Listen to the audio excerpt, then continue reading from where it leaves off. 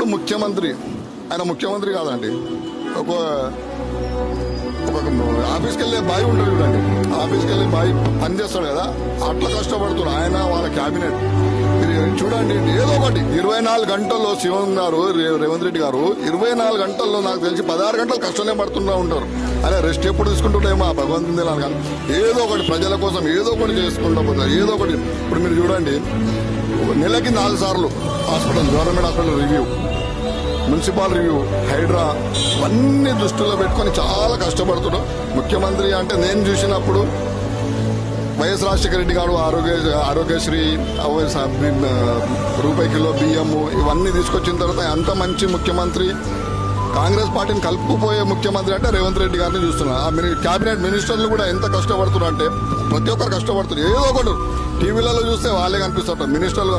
ఏ minister ఆ మినిస్టరే మాట్లాడతారు. ప్రతి దానికే ప్రతి సమస్య గెలమెత్తుతూనే ఉంటుంది. అది మళ్ళీ సీఎం ఒక్కరే కాదు, ఇప్పుడు హెల్త్ మినిస్టర్ అంటే హెల్త్ మినిస్టరే మాట్లాడతారు.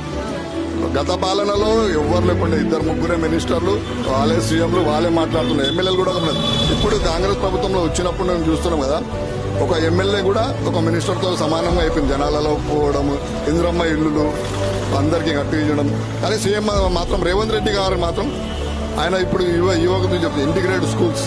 ఏందండి అది ఇంటిగ్రేటెడ్ స్కూల్స్?